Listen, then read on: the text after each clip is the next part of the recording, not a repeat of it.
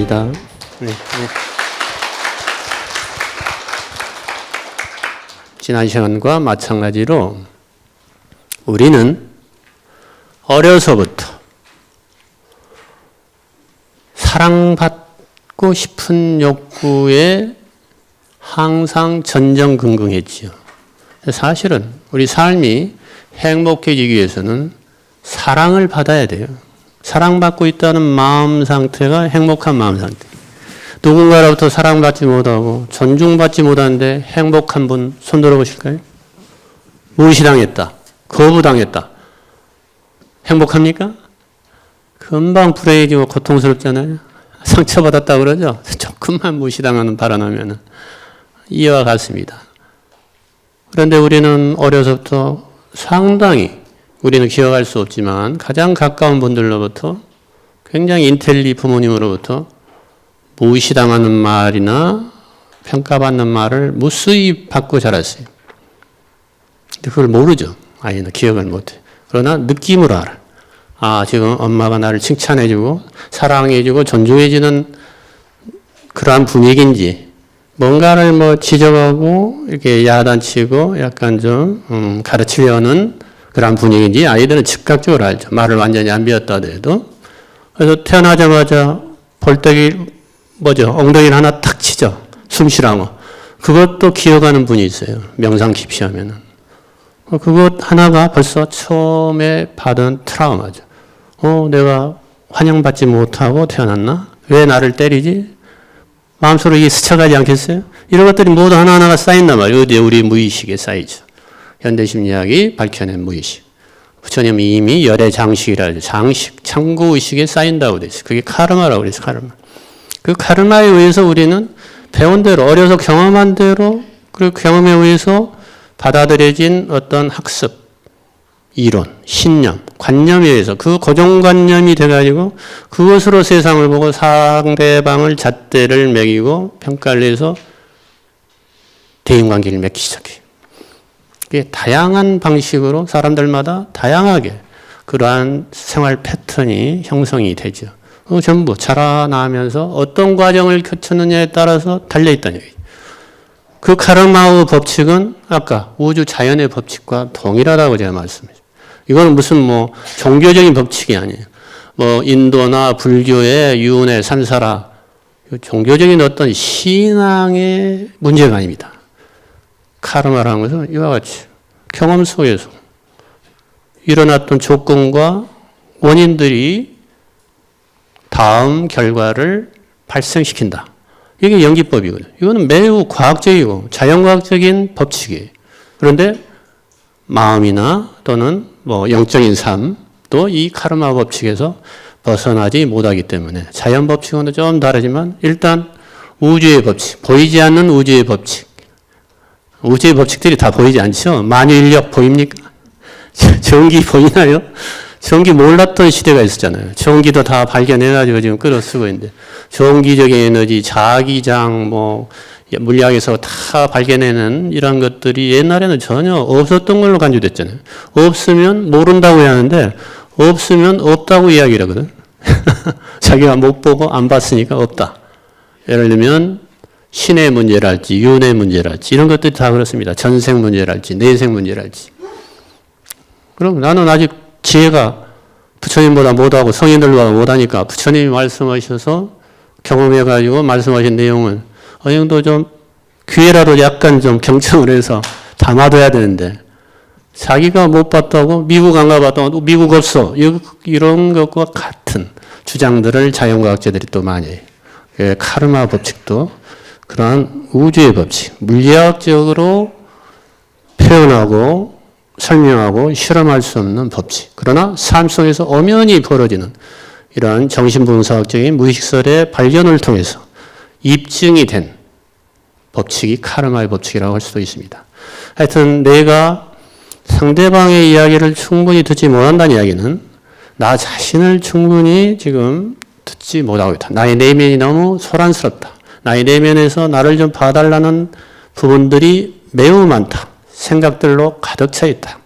생각들 때문에 생각들이 덮여서 생각이란 구름이 덮여서 푸른 하늘을 바라보지 못하는 것처럼 나의 내면이 소란스러우니까 상대방의 이야기를 듣지 못하는 게 1차적인 원인이고, 명상을 한참 열심히 하면, 특히 위파사나 명상 같은 거 열심히 하면은 상대방 이야기가 안 들어요. 예를 들면 명상을 열심히 했는데 학생이 수학 공부하는데 수학의 숫자는 보이는데 그 다음에 뭐 인수분해나 방정식 이렇게 연결이 안 돼. 그냥 그때그때 그냥 찰나찰나 현상으로만 보여버리니까 연결이 안 돼가지고 통합적으로 이해할 수가 없는 지경에 이르러요.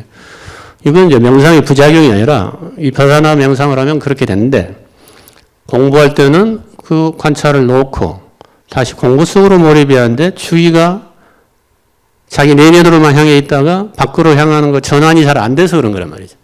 그것은 조금만 스승이 지도를 하면은 금방 이렇게 위치가 주위의 그 대상이 바뀔 수가 있죠. 제가 전 시간에 감각, 신체 감각을 머리끝부터 발끝까지 이동시키는 게 삶에서 매우 유용하다고 말씀드렸는데 기억나시죠?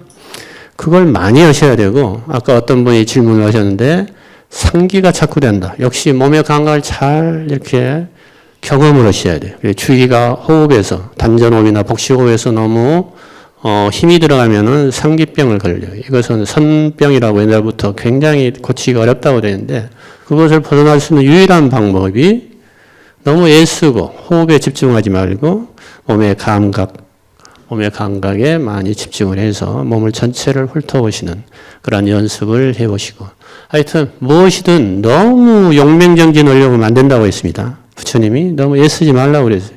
고행을 중지하셨다고 그랬잖아요.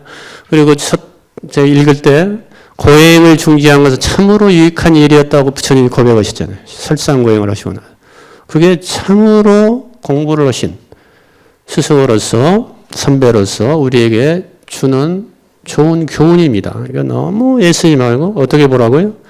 바라보되, 호흡을 바라보든 몸의 감각을 바라보든 생각을 바라보든 너무 애써서 집착해서 바라보면 가라앉게 돼 있어요.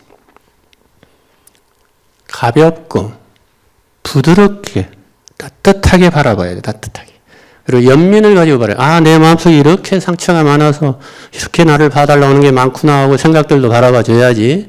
그 생각이 더 보여달라고, 더 봐달라고 다른 생각들이 막 떠오르겠죠. 근데 이거 귀찮다고 하면 어떻게, 외면하면 어떻습니까? 더 깊은 생각은 안 나오고 그 좀 위의 생각들만 계속 이게 아직 해결 안 됐다고 아우성만 치는 거죠. 그게 이제 내면의 소음이죠.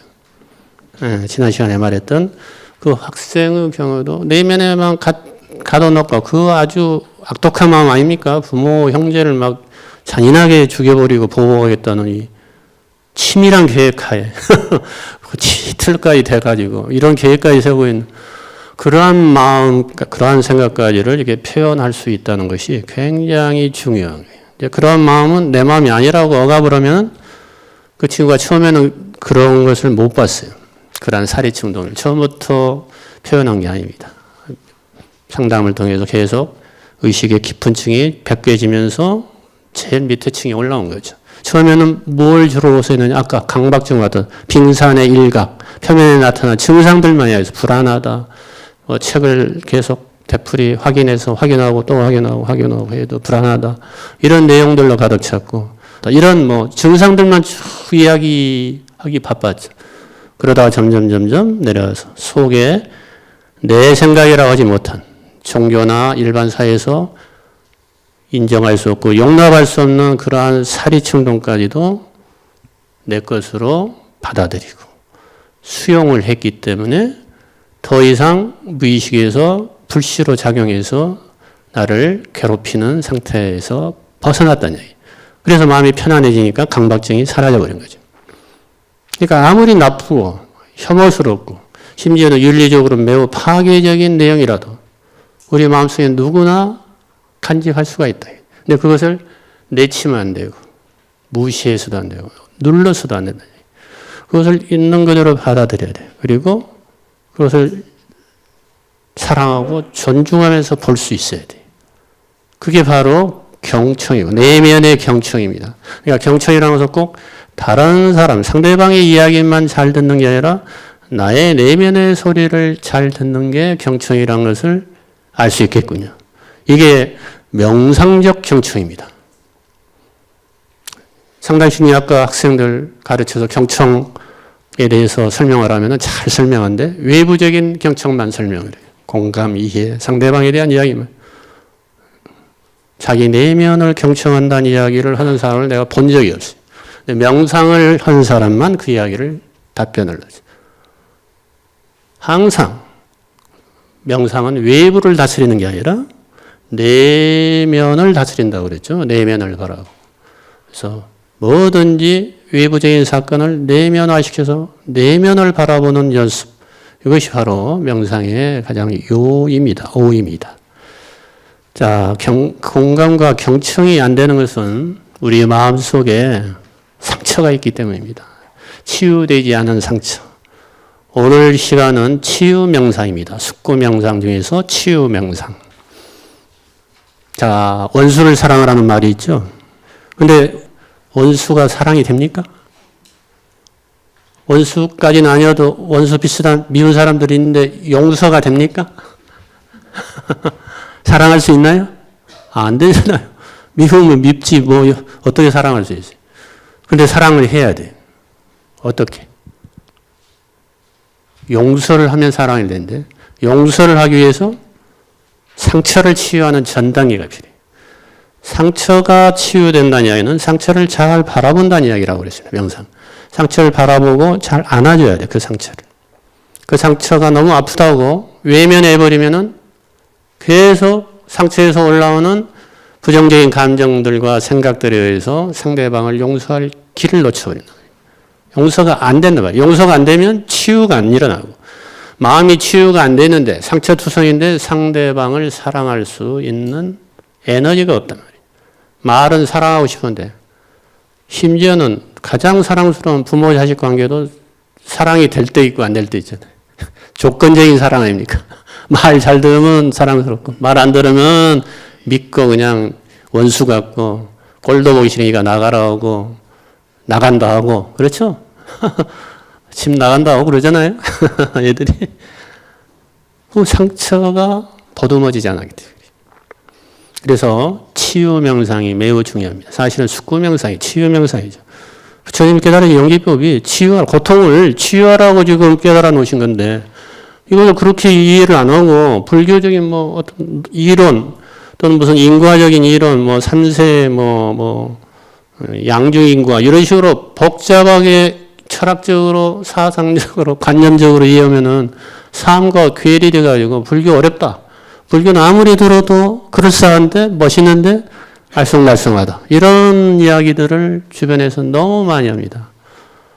그래서 불교가 점점 젊은이들로부터 관심이 좀 멀어지는 것 같아서 안타깝습니다. 그래서 불교가 정말로 현대화돼야 되고 현대화된다는 이야기는 현대의 삶에 맞는 언어로 번역이 잘 돼야 돼. 통역을 잘해야 되는데 통역이 잘 안 되고 있어요.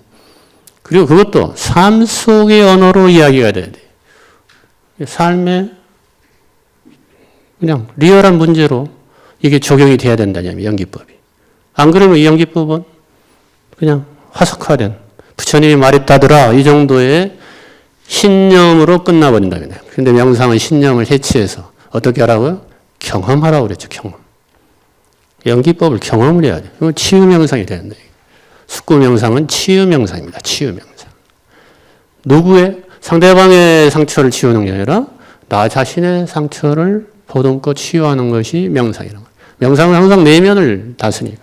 내가 다스려져야 상대방도 영향을 받아서 치유될 기회가 가능해진 것이죠. 내가 상처가 치유가 안 되는데 어떻게 상대방을 치유할 수 있겠습니까? 안 돼요. 불가능해요. 그래서 내가 경험을 해봐야 돼. 그러려면 상처부터 경험해야 돼. 내가 얼마나 아픈가. 내가 어머니, 아버지 어떤 말, 어떤 행동에서 내가 얼마나 그때 피를 흘리고 상처를 흘렸는가. 상처를 받았는가. 얼마나 화가 났는가. 얼마나 억울했는가. 얼마나 배신감을 느꼈는가. 그리고 얼마나 내가 거부당한 느낌에 의해서 외로움을 탔는가. 이런 것들을 충분히 경험해야 나의 고통으로 미뤄봐서 아, 부모님도 하나의 인간이어서 나와 똑같이 그렇게 상처를 받았고 상처가 치유가 안 돼서 저렇게 독한 말과 독한 행동을 나한테 했구나. 이렇게 공감적인 이해가 일어나지 않겠습니까? 그러니까 아까 고등학생이 부모님이 연민스럽다는 표현을 했거든요. 나중에. 부모님이 충분히 이해가 된다. 부모님을 보복 안 해도 되겠다. 부모님을 안 죽여도 되겠다. 형을 안 죽여도 되겠다. 얼마나 그들이 가련한 존재인가. 나는 이렇게 상처를 치유했는데 그들은 아직 상처가 치유가 안 됐다. 그러나 내가 바뀐 모습을 통해서 그분들에게도 좋은 영향을 미칠 것이다. 그래서 내가 심리학과를 가겠다. 그런 식으로 고등학교 3학년이 되면서 탁 이야기하고 치료를 종결했어요. 얼마나 똑똑한지요. 다시 종교 1, 2도 바로 해버렸죠. 이렇게 치유가 일어나면은 비로소 상대방을 정말로 이해하고 포용할 수 있는, 용서할 수 있는 그런 마음 상태로 변환이 일어난다. 변환이 일어난다. 이게 무상의 원리죠. 불교에서 무상. 어느 것도 고정된 것이 없다는 허무의 이론이 아니라 무상의 원리는 지금보다 훨씬 나은 상태로 변화 가능하다는 원리를 천명하신 거예요. 여러분들도 모든 중생들이 불성을 가지고 있다. 불성이란 게 뭡니까? 깨달을 수 있는 능력을 가지고 있다. 깨달을 수 있는 능력을 가져서 나처럼 고통을 해결할 수가 있다. 붓다가 될 수 있다. 이게 부처님의 선언이란 말이에요. 근데 이것을 너무 그냥 부처님을 높은 데다 올려놓고 부처님은 천상천하유와 한 분, 우리는 그냥 받들어 경배, 이렇게 자기를 하대하니까 자기의 존중감이 높아지지가 않아요. 나는 별로 바람직하다고 생각해요. 계속 자책감, 죄책감의 반복이란 말이에요. 그 긍정적인 그 메시지가 아니에요. 부정적인 만트라를 우리가 수없이 되뇌이고 있잖아요. 못났어, 완벽하지만 완벽해야 돼. 이런 자기를 다그치고 자기를 채찍질하잖아요. 이게 누구한테서 받았어요? 부모로부터, 학교 선생님으로부터 받았잖아요. 사회로부터. 완벽한 세상이 이 세상에 있습니까? 완벽하지 못한데 완벽하게 100점만 맞으라고 하는 게 그게 말이 됩니까? 아이에게는 고문 중에 고문이고 형벌 중에 형벌 아니겠어요? 그렇게 하고 있음을 바라보고 그러한 행동을, 반응을 중지하는 것. 이것이 명상입니다. 대신 뭘 하라고요? 아플 때 아팠던 것을 충분히 다시 아파해야 돼. 같이. 그때 얼마나 아팠을까? 아, 그랬지. 아니야, 울어서는 안 돼. 뚝! 이게 아니라, 충분히 울어. 그때는 정말로 밤새라도 울고 싶은 심정이었을 거야. 이런 식으로 자기를 받아들여주고, 격려해주고, 감싸준다면, 부모님이나 다른 사람이, 상담자가 해주지 못했던 것을 자기 자신이 명상 속에서 한다면 훌륭한 자기 분석, 자기 치유가 일어나지 않겠습니까? 그렇죠? 자기 분석, 자기 치료. 프로이드나 융은 자기 분석을 많이 했죠. 지금은 막 분석에 대가고 원조로 해서 그분의 이론을 배우고 분석을 받고 교육 분석을 받고 그러지만 사실 그분들은 누구한테 분석 받지 않았잖아요. 자기 스스로 자기 분석을 했지. 부처님도 마찬가지고. 근데 명상에서는 누구나 자기 분석을 할 수 있다는 이야기예요. 근데 조금 안내는 받아야죠. 명상도 혼자서는 잘 안 돼요. 그래서 워크샵이나 또는 명상 상담을 통해서 지도를, 개별 지도를 좀 받아야 됩니다. 중간에 막히고, 헷갈리고, 잘못되고 그럴 때 어떻게 해야 될지 안내는 받아야지만, 궁극적으로는 자기 분석, 자기 치유가 일어나야 되겠지. 그게 치유 명상이에요.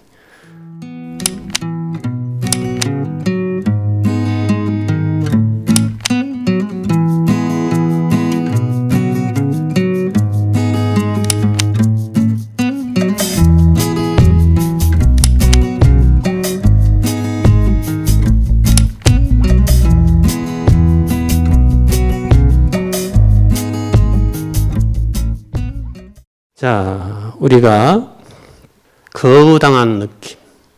야단 맞을 때 어때요? 야단 맞을 때 부모님으로부터 거부당한 느낌. 아니야 해보세요. 여러분, 누가 내가 뭐라고 말하는데, 아니! 하고 딱 잘라버리는 사람 있잖아요. 그게 아니고 이거야. 할 때 여러분 감정이 어때요? 기분이. 아니야! 그것은 아니고 이거야. 해버리면 내가 완전히 거부당한 느낌 당하지 않습니까? 저 사람하고 완전히 단절된 느낌. 소통이 탁 끊어진 느낌, 대화가 안 될 느낌.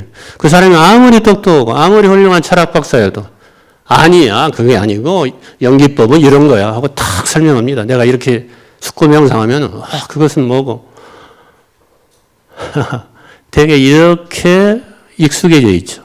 그러니까 불교를 체화되지 않았기 때문에 이런 관념으로 받아들이기 때문에 그래요. 상대방 말이 끝날 때까지 쭉 경청하는 훈련은 계속 해야 돼요. 들리가 안 들리가. 그러면서도 내면에서 올라오는 것까지 같이 경청할 수 있으면 훌륭한 경청의 명상이 될 수 있습니다. 자, 우리의 치유는 어떻게 일어나느냐.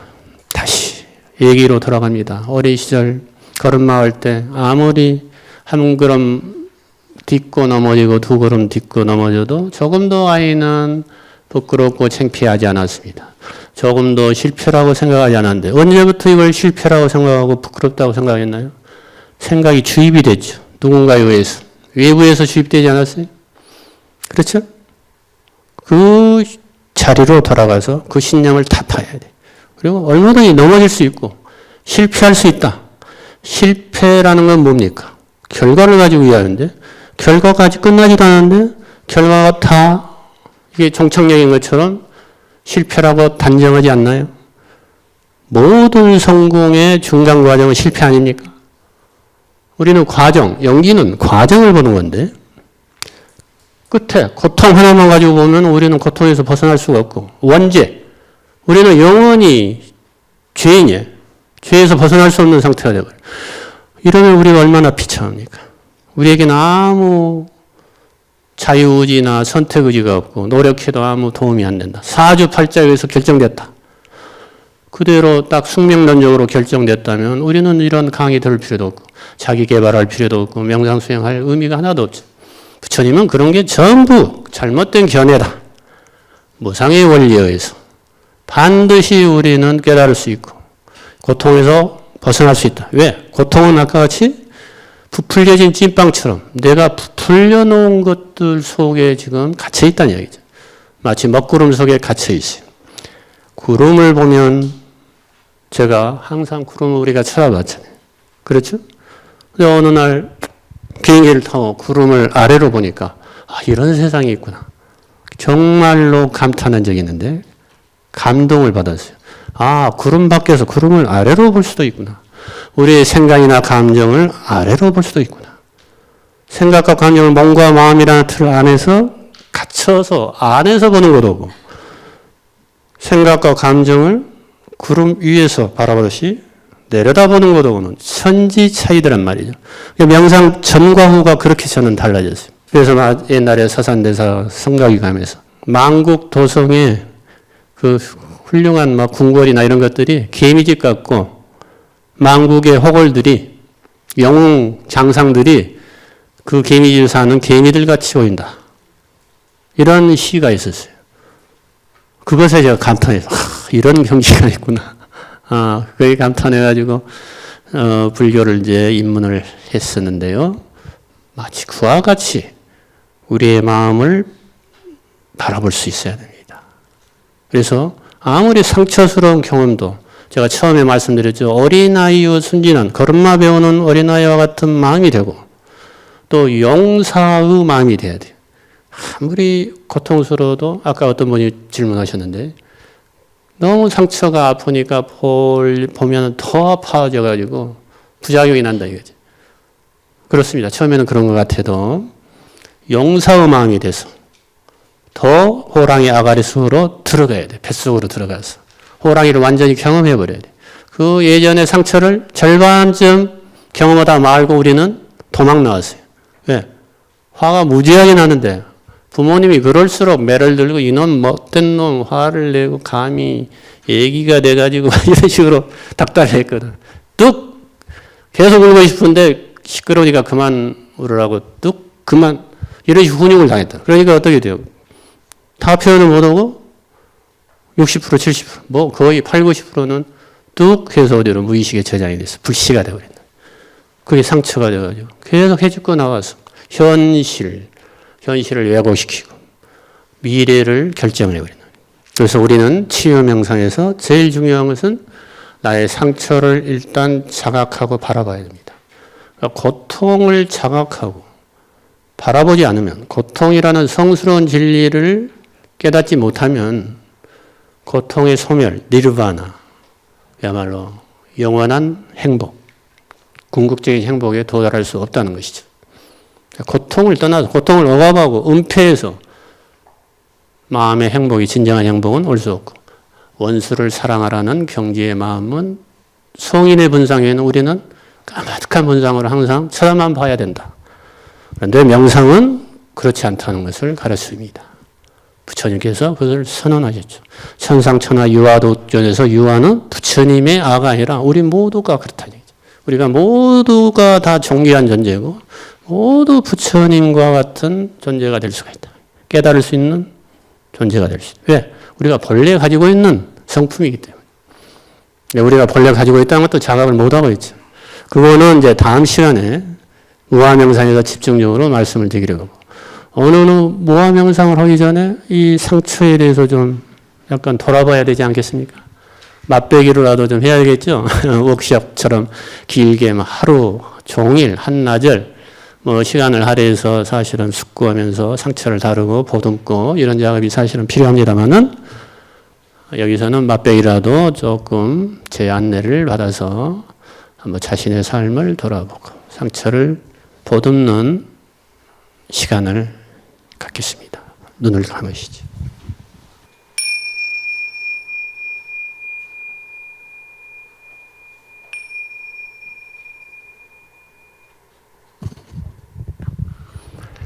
호흡을 바라보신 후에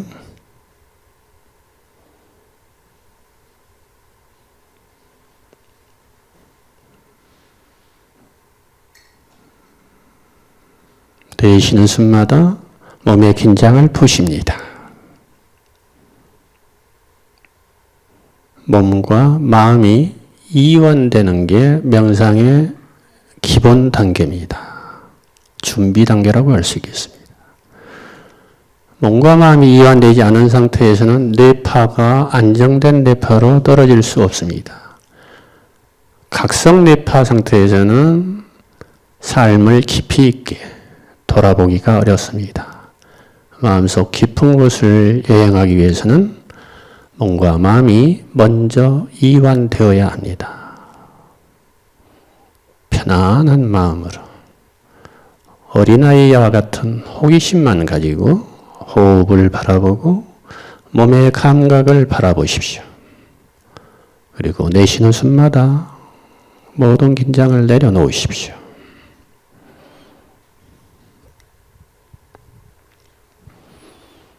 이제 삶을 돌아봅니다. 가장 최근 사건부터 돌아보기 시작하십시오. 오늘 몇 시간 전 또는 최근 며칠 동안 나에게 상처를 준 어떤 사건을 떠올려 봅니다. 아니면 내가 타인에게 상처를 준 사건을 떠올려 보십시오.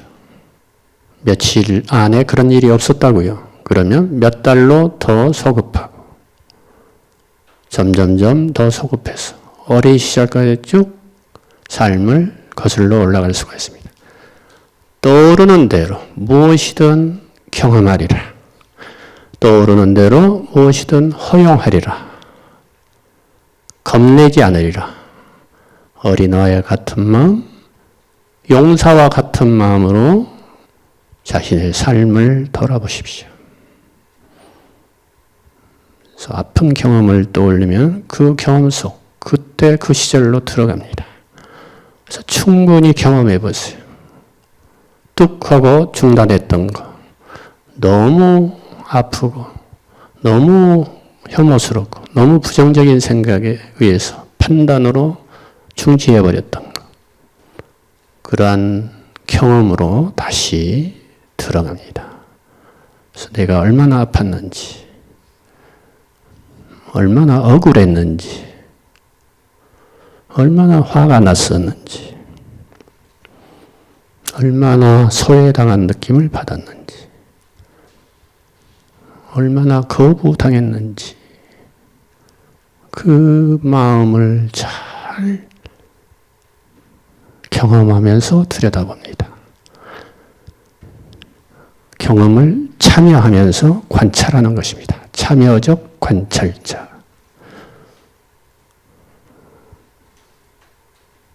그 아픔과 함께 하십시오. 이제 그 아픔을 준 상대방을 떠올립니다. 이분도 나와 똑같은 상처를 가지고 있구나. 이분도 자라면서 또 살아오면서 많은 상처를 받았구나. 나와 똑같이 아플 것이다.는 이해에 도달해 보십시오. 그래서 그분들도 연민 어린 눈으로 바라보십니다. 이제 자기 자신에게 상처를 준 그분들을 용서하고 또 내가 그분들에게 반사적으로 응징하고 보복했던 반응들에 의해서 그들이 상처받은 것에 대해서 용서를 구하는 용서의 시간을 가지십시오. 용서는 쌍방향에서 이루어집니다. 먼저 용서를 받고 그리고 용서를 구하는, 용서를 해드리고 용서를 구하는 이러한 쌍방향의 용서 명상을 해보십니다. 이제 그분과 나에게 상처를 준 그분과 대화를 나눠보십시오. 그때 왜 그랬느냐? 이러고 나는 이랬었다. 얼마나 아팠는지 모른다. 그것을 아느냐? 그러나 용서하마. 당신을 사랑한다. 또 내가 당신에게 상처를 줬구나. 내가 너무 아팠다는 핑계로 당신에게 상처를 준 것에 대해서 용서해 다오. 용서해 주십시오. 미안하다. 죄송하다. 그리고 마지막으로 사랑한다고 서로 화해를 하시고 포옹을 해보세요. 명상 중에서는 얼마든지 가능합니다. 그분이 나를 용서 안 하고 외부적으로 그분에게 직접 사과를 하는 행동과는 상관없이 명상적으로 그분과 화해가 일어나고 용서가 일어난다면 여러분의 상처는 치유가 되기 시작합니다. 상처가 치유가 되는 증거는 내면의 소음이 찾아들게 될 겁니다. 더 이상 원망하거나 비난하거나 자책하는 그러한 잡음들이 사라질 것입니다. 그것은 치유가 일어났기 때문입니다. 이제 마지막으로 이러한 경험을 하게 된 것에 대해서 감사드리십시오. 여러분의 마음의 본바탕에 있는 신성한 참 면목, 불성, 진여 그 자체, 지혜 그 자체, 그 내면의 지혜에게 감사를 드리고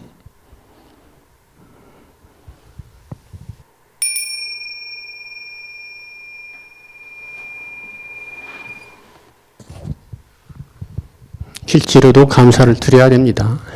명상 속에서만 감사드리.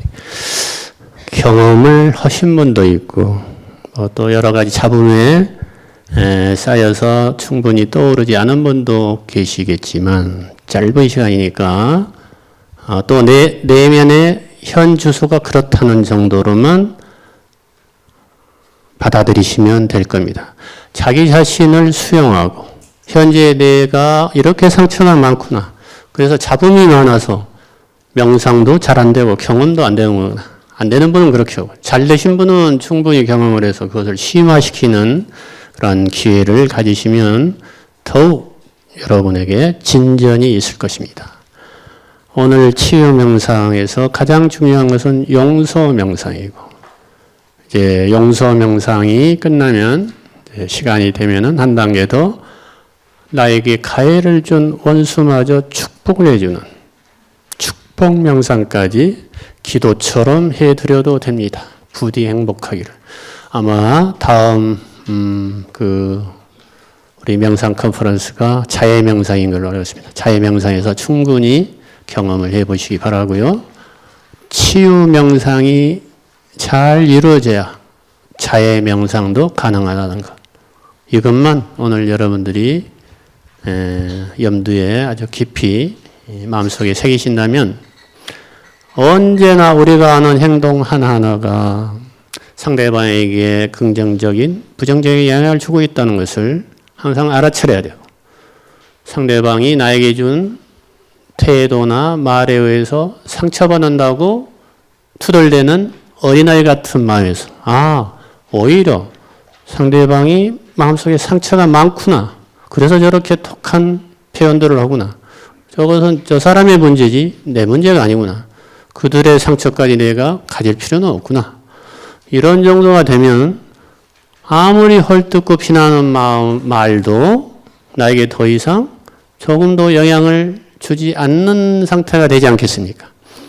그러면 평정심, 비난에도 흔들리지 않고 칭찬에도 크게 흔들리지 않는 평정심에 도달한다. 그게 지극히되면 여러분은 모두 사선정에 들어간다. 특별히 어디 명상센터에서 1년, 2년, 10년 무문관에서 수련하는 수행자들만 깊은 선정에 들어가는 것이 아니다. 아시겠죠? 명상 속에서 가볍게 행복감을 느끼면 벌써 2선, 3선의 초선의 행복과 희열을 여러분들이 경험하신 거예요. 그래서 깊이 들어가서 언어적인, 사유적인 그러한 행위가 끊어져 버리면 바로 2선으로 들어가는 거죠. 행복과 희열마저 사라져서 평정심, 지극히 평정한 마음 상태가 되면 4선정에 들어가는 겁니다. 그걸 누구나 그냥 할 수 있는데 아주 고수들만, 명상 고수들만 하는 것처럼 생색들을 내버리면 우리는 어떻게 됩니까? 전부 머리 깎고 출가할 수도 없고 직장은 어떻게 되고 가정은 어떻게 되는 거야. 삶 속에서 얼마든지 가능하다. 이게 부처님의 숙고 명상입니다. 다 하실 수 있습니다.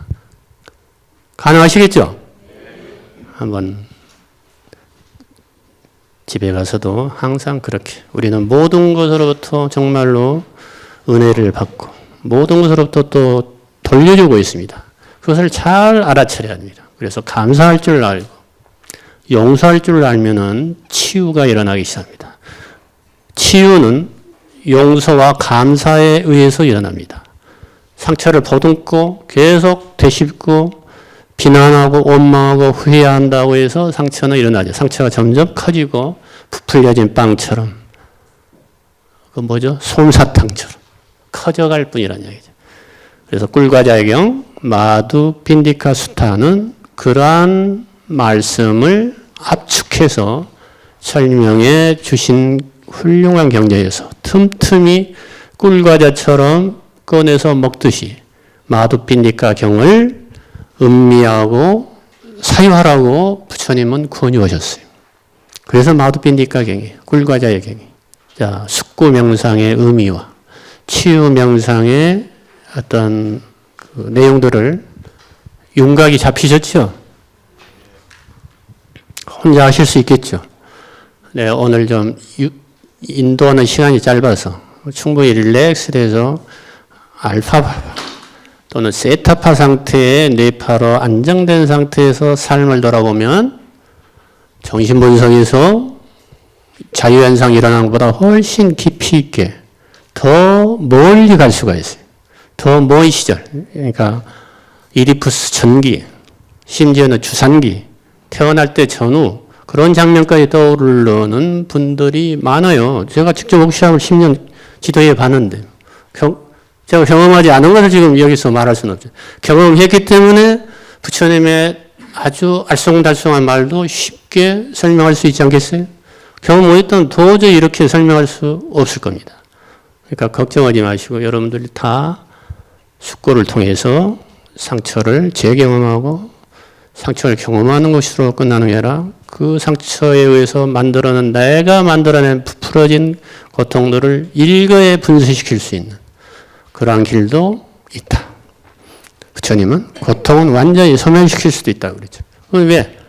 외부적인 고통이 아니고 내면에서 내가 눈 사람처럼 솜사탕처럼 또 뭐였죠? 부풀려진 찐빵처럼 이렇게 만든 것이 고통이기 때문에 그것은 내가 해결할 수 있다는 얘기예요. 그게 부처님의 선언이지 외부의 첫째 화살, 예를 들면 쓰나미도 없애고 뭐 천재지변도 없애고 이런 게 아니란 이야기죠. 그거는 완전히 기적적인 무슨 마술사들이 하는 환상에 불과한 것이 그런 것은 역사적으로 존재하지도 않아요. 그러한 가르침은 전부 허영에 불과합니다. 허영의 욕심에 가득 찬 이야기들이죠. 그런 것들을 잘 여러분들이 진리의 말과 진리가 아닌 말을 구분을 하실 수 있어야 됩니다. 무분별죄라는 것은 어려운 게 아니라 경험을 통해서 후천적으로 습득된 고정된 신념 또 삶을 지배하는 여러 가지 관념들, 원칙들을 잘 바라보고 아 이렇게 형성됐구나 이것을 숙고명 형성을 통해서 알아서 하나하나 해체해버리면 돼요. 그래서 본래 순진한 천진한 어린 마음으로 다시 돌아가는 겁니다. 그래서 그 어린 마음이 새로 세상을 보면 어떻게 돼요? 똑같은 꽃을 봐도 예쁘구나 이렇게 되는 것이지 구름에 덮인 생각으로 가득 찬 신념과 고상한 이론으로 무장된 눈으로 보면 어떻게 돼요? 예쁜 것도 꽃이 아니죠. 그냥 저게 빨간 장미인가 미국산 장미인가 이런 식으로 판단하고 있지. 충분히 아름다움을 삶의 아름다움을 경험하기가 어렵죠. 그래서 명상을 하면 항상 날로 새롭다. 항상 새로운 경험이다. 어제 본 장면인데도 새로운 것이 보여요. 그렇게 되실 겁니다. 그렇게 되시기를 바라고요. 오늘 이만 마치겠습니다. 감사합니다.